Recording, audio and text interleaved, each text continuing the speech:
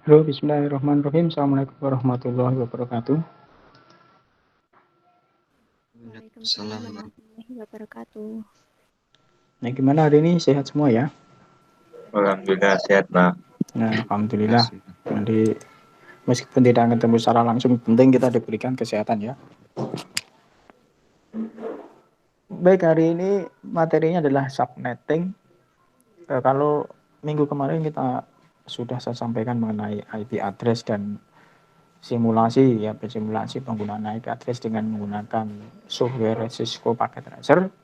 Mungkin ada yang mau ditanyakan atau disampaikan mengenai materi sebelumnya, yaitu mengenai IP address dan simulasinya dengan menggunakan Cisco Packet Tracer. Sebelum nanti hari ini materinya adalah subnetting. Subnetting ya melanjutkan dari IP address. Nanti intinya IP address harus paham dulu sebelum nanti kita masuk di subnetting. Karena nanti subnetting juga seperti IP address ya, membahas kemarin ya pembagian IP address dengan menggunakan classless addressing dan menggunakan class full addressing. Tapi nanti untuk subnetting lebih dibahas mengenai IP yang menggunakan classless addressing, yaitu dengan menggunakan tanda slash atau tanda perfect ya. Nanti untuk subnetting. Ada yang mau ditanyakan dulu materi sebelumnya?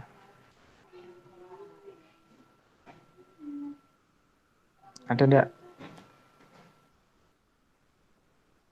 Belum, Pak. Oh, udah paham semua ya? Kan di video sudah saya sampaikan di pembagian IP address dengan menggunakan kelas full addressing, yaitu pembagian dengan IP kelas A, kelas B, kelas C ya. Ciri-cirinya juga sudah disampaikan ya. Kemudian pembagian dengan kelas slash addressing ya, ditandai dengan tanda network perfect atau tanda slash ya. Nah, bagaimana mencari biner dari IP-nya, kemudian mencari biner netmasknya, kemudian mencari networknya ya, berapa networknya, kemudian berapa jumlah hostnya, berapa ring IP-nya. Nah, itu sudah disampaikan di IP address. Nanti di subnetting akan menggunakan itu yang IP dengan menggunakan metode classless tracing, yaitu dengan tanda perfect, network perfect. Nah, saya sampaikan dulu sekilas, nanti untuk lebih detailnya bisa dilihat di materi yang nanti akan saya share. Jadi subnetting itu suatu upaya untuk memecah ya, jadi memecah sebuah network uh, atau jaringan ya, sebuah network yang dengan jumlah host yang cukup banyak ya, dipecah menjadi beberapa network dengan jumlah host yang lebih sedikit. Jadi membagi yang tadinya hanya satu segmen jaringan atau hanya dalam satu network, kemudian dipecah menjadi beberapa segmen jaringan atau menjadi beberapa network dengan jumlah host yang lebih sedikit. Ya. Misalkan dicontohkan ya, ada IP kelas C kemarin, misalkan IP kelas C itu jumlah hostnya adalah 254 kan, lalu IP kelas C. Kenapa? Karena hostnya itu kan 8 bit terakhir kalau IP kelas C ya. Berarti kan 2 pangkat 8, 2 pangkat 8 kan 256, 256 dikurangi 2 yaitu satu network, satu broadcast, sehingga total jumlah hostnya 254. Sehingga karena jumlah host 254, padahal kita ingin membangun atau mendesain satu jaringan di mana nanti host dalam jaringan itu hanya 50 unit komputer saja atau 50 host saja. Nah, maka kalau kita hanya menggunakan 50 host saja, kita sediakan IP kelas C dengan jumlah host yang 254 kan terlalu banyak. Sehingga kan ada IP sekitar 204 ya yang tidak digunakan karena kita hanya menggunakan 50 host saja. Sehingga kan mubazir IP atau ada IP yang tidak digunakan 204. Sehingga ini perlu dilakukan pemecahan. Jadi dari satu network yang tadi jumlah hostnya 254 dipecah menjadi beberapa network dengan jumlah host yang lebih sedikit sesuai dengan kebutuhan yang kita inginkan. Kita hanya membutuhkan 50 IP saja untuk 50 host komputer atau 50 workstation. Nah, ini namanya subnetting ya. Ini memecah dari satu segmen jaringan atau satu network menjadi beberapa network dengan jumlah yang lebih sedikit. Kegunaannya untuk apa ya? Untuk menentukan batas net ID atau batas batas net ID dalam suatu subnet. Kemudian untuk memperbanyak jumlah network ya, yang tadinya hanya satu network dipecah menjadi beberapa network ya dengan jumlah host yang lebih sedikit. Kemudian mengurangi ya jumlah host yang terlalu banyak dalam satu network. Ya, tujuan lain yang tidak kalah penting untuk subnetting itu ya untuk mengurangi tingkat kongesti atau gangguan atau tabrakan lalu lintas data dalam suatu jaringan. Jadi kalau diibaratkan ini, misalkan ini kita dalam suatu ruangan, ya kita berada dalam suatu ruangan atau auditorium dengan jumlah orangnya itu 254 orang misalkan ya. Ada 254 orang dalam suatu ruangan atau dalam suatu aula atau dalam suatu auditorium. Kemudian dari 254 orang itu di situ ada 50 orang yang berdiskusi penting di situ. Yang memang di 50 orang itu memang melakukan diskusi bersama. Sedangkan yang 204 orang yang lain itu tidak melakukan apa-apa ya, hanya berbincang-bincang bercakap biasa. Ya, tidak melakukan diskusi ya. Sehingga otomatis dari 204 orang yang mereka hanya berada di dalam satu ruangan tidak melakukan diskusi penting, hanya bercakap biasa, dia akan mengganggu dari 50 orang yang di dalam 50 orang itu memang dia itu terikat dalam satu diskusi. Ya, ini akan mengganggu dari 50 orang yang melakukan diskusi. Sehingga perlu dilakukan subnetting atau dipecah agar 50 orang yang tadi melakukan diskusi dalam auditorium itu tidak terganggu ya. Maka perlu dilakukan apa? Disekat ruangan itu, auditorium itu disekat menjadi beberapa ya, sekat sesuai dengan kebutuhan. Misalkan tadi 50 itu ya kita membutuhkan nanti yang dibutuhkan hanya 50. Cuma nanti untuk pembagiannya menggunakan rumus 2 pangkat N ya.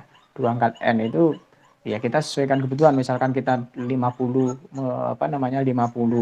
orang ya, 50 host, maka 2 pangkat N, 2 pangkat 2 4, 2 pangkat 3 8 ya, 2 pangkat 4 berapa? 16, 2 pangkat 5 32 kan masih kurang. Berarti 2 pangkat 6, 2 pangkat 6 64. Ya, kalau kita membutuhkan 50 host 50 IP berarti kita yang pakai menggunakan 2 pangkat 6 kan, yaitu nanti hostnya adalah 64 dikurangi 2 yaitu 62, karena dikurangi 2 itu satu sebagai broadcast, satu sebagai net ID ya, sehingga menggunakan yang 2 pangkat 6 ya itu, sehingga nanti dipecah 256 ya, 256 itu nanti dipecah menjadi per subnet itu atau per segmen jaringan itu menjadi 64 host. Jadi dipecah menjadi berapa? Menjadi 4 ya, menjadi 4 ruangan. Jadi yang tadinya auditorium itu isinya 256 sehingga dipecah menjadi 4 ruangan ya. Ruangan 1 64 host, ruangan 64 ya, ruangan 2 64, ruangan 3 64 dan ruangan 4 64 ya. 64 host, tapi yang dikurangi 2, yang 2 adalah satu broadcast, satu net ID, sehingga nanti masing-masing ruangan atau masing-masing segmen jaringan itu nanti jumlah hostnya 62.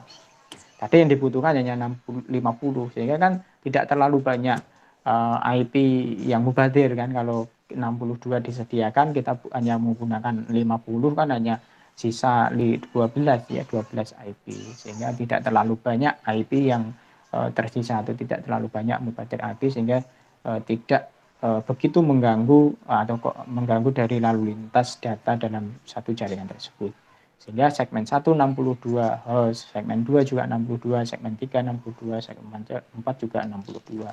Ini pembagian namanya adalah subnetting ya. Ini subnetting secara fisik. Nanti untuk lebih jelasnya mengenai materi bisa dilihat di materi ya. Setelah ini nanti saya saya share di e-learning ya.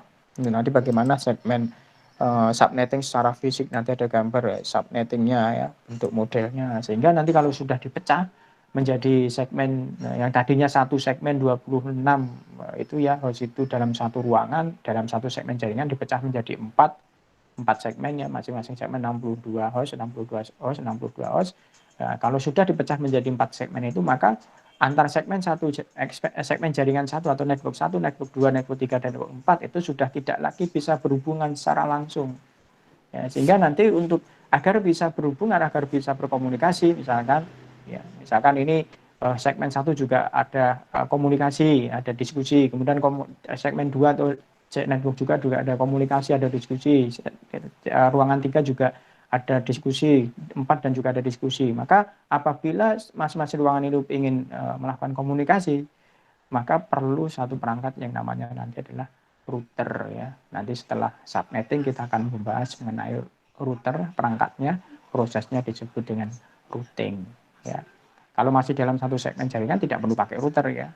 Ya, dalam satu segmen jaringan tidak perlu pakai router. Tapi kalau sudah berbeda segmen jaringan atau berbeda network ya, berbeda net ID kan tadi ya, berbeda network atau net ID, maka perlu satu perangkat yang namanya router untuk berkomunikasi. Itu nanti untuk lebih jelasnya bisa dilihat di materi setelah ini akan saya share ya, tapi harus dipahami dulu mengenai IP address, terutama yang IP address dengan classless addressing nanti, karena nanti ini banyak sekali ada menggunakan yang classless addressing. Jadi ada IP, misalkan ada IP 10.0.0.0 perfect 8 misalkan, atau ada IP ya, kemarin di contoh itu ada 169.254.00 perfect 16 misalkan. Itu harus bisa menghitung, oh ini net ID-nya berapa, net mask-nya berapa nanti ya, kemudian network-nya berapa, jumlah host-nya berapa, kemudian IP broadcast-nya berapa, ring IP-nya berapa. Itu harus bisa menghitung. Nanti bisa dilihat di materi yang IP address juga ya, untuk kalau masih bingung ya.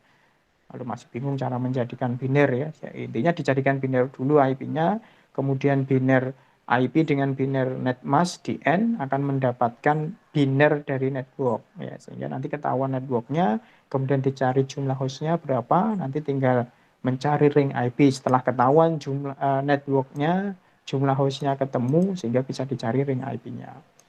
Ya, kemudian pecahan dari network itu ada berapa network, masing-masing network itu seperti apa bentuknya nanti bisa dilihat di materi ya setelah ini saya share. Itu mungkin ada yang mau ditanyakan dulu.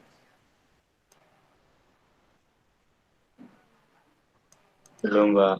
Oke. Terus nanti ada tugas di situ juga nanti bisa dikerjakan. Kemarin juga sudah mengerjakan semua ya tugasnya yang di IP address. Nanti setelah subnetting, nanti kita akan masuk ke routing ya, jadi masuk ke routing menggunakan software Cisco Packet Tracer yang kemarin sudah diinstal di masing-masing laptop ya, sudah diinstal ya, bisa ya. Sudah, Pak. Ya, oke.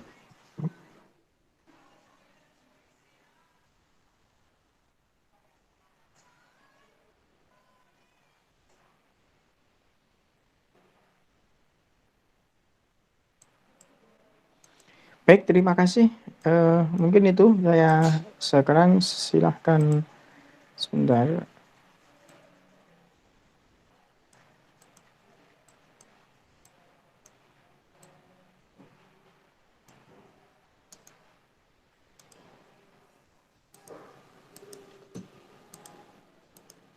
Silahkan lakukan presensi di sini ya, link absennya di situ. Silahkan absen, kemudian silahkan masuk ke e-learning nanti untuk bisa melihat materinya, dan nanti ada tugas silahkan dikerjakan.